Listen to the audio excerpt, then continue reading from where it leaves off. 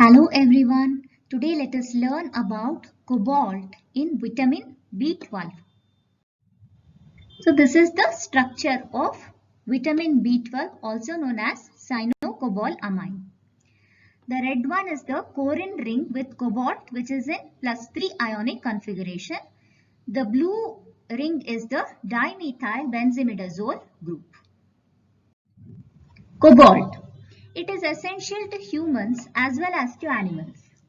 It is known as the main constituent of cobalamin, also known as vitamin B12, that is basically cobalt's biological reservoir as an ultra-trace element.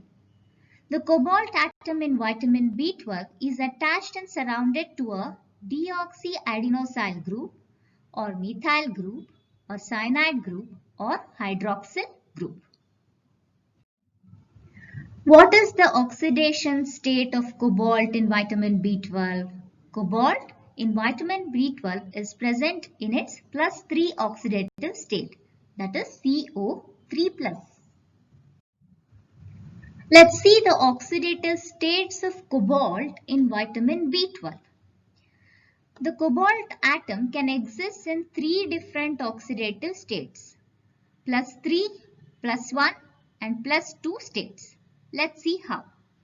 In the +3 cobalt state, it is coordinated to a pyrrole ring as well as the upper and the lower axial ligands.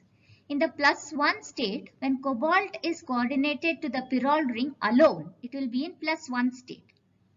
Removal of one or another axial ligands leaves the cobalt in its intermediate, in which the cobalt will be in +2 state. In B and C, you can see +2 state. This is +3 state and this is +1. So DMB stands for dimethyl benzimidazole. How is cobalt required for our body? The human body has a need for cobalt, but not in ionic form of the metal. Hence, the content of vitamin B12 of foods is essential in the overall human nutrition. Role of cobalt in vitamin B12. It is a water-soluble vitamin that is involved in the metabolism of every cell of the human body. It is stored in the liver and must come from the diet. Discovery of biomolecules.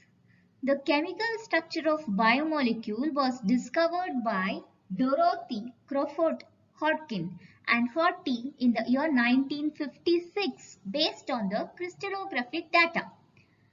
George Hoyt Whipple and George Richards Minot discovered vitamin B12 in the year 1934.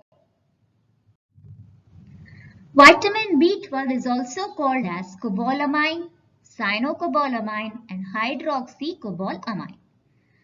It is built from a nucleotide, a complex tetrapyrrole ring structure, that is the corin ring. A cobalt atom is in the center. When the R group is cyanide, vitamin B12 takes the form of cyanocobalamin. When R is OH, that is hydroxyl group, cobalamin, R equals hydroxyl group. In the coenzyme forms of vitamin B12, R will be an adenosyl group in adenosyl cobalamin. R equals a methyl group in methyl cobalamin. So depending on the R group, it is named in different ways. Utilization of vitamin B12 in stomach. First, stomach acid breaks off a protein that comes attached to vitamin B12. Then the intrinsic factor gets attached to the vitamin B12 molecule. Once it is in this form, vitamin B12 can be used by the cells throughout the body. Coming to the sources of vitamin B12.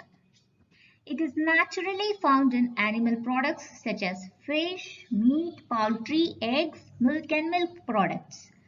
Vitamin B12 is generally not present in plant foods, but fortified breakfast cereals are a readily available source with high bioavailability for vegetarians.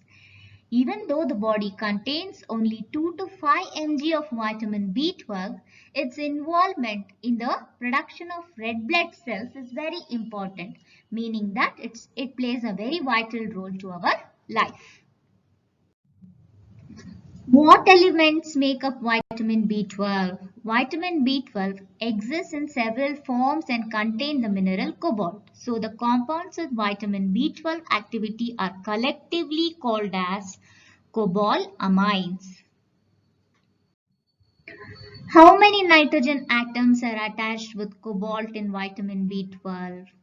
The metalloenzyme structure of cobalamine presents a corine ring with cobalt, the only metal in the molecule, positioned right in the center of the structure by 4 coordinate bonds of nitrogen from 4 pyrrole groups. These 4 subunit groups are separated evenly on the same plane directly across from each other. So let's see the signs that we are not getting enough vitamin B12. What are the signs? These signs includes fatigue, weakness, loss of appetite, constipation, weight loss, difficulty in thinking, confusion or memory loss, dementia, sore mouth or tongue. So let's see the difference between megaloblastic anemia and pernicious anemia, which are caused due to the deficiency of vitamin B12.